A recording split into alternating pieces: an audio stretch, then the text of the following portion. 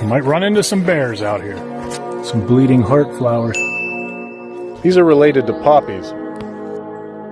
That's something I haven't seen in a while.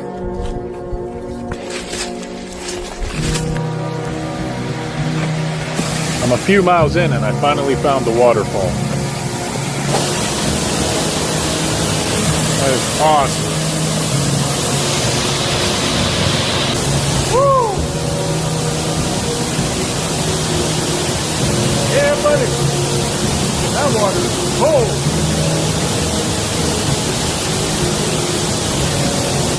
Alright. Cold, but that felt great. I feel so much better now.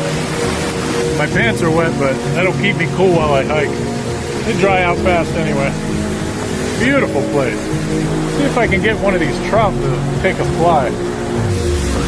My fly rod here.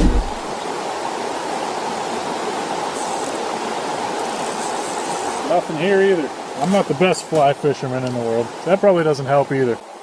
You really got to sneak up on these trout. The water's so crystal clear they can see almost everything. And if they see you, they'll swim away fast into cover. Got one.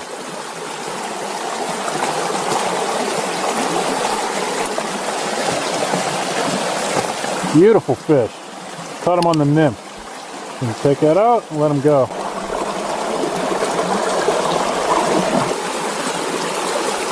A little rainbow. These trout naturally reproduce in here. The water quality has to be high and the water has to stay cold. And that's why they thrive in these mountain streams. Decent size one. These are actually pretty good size for native brook trout, but still a little small for what I like to keep, so I'm just releasing them. A lot of their diet consists of flies, aquatic insects, nymphs, so that's why I like to bring the fly rod out here.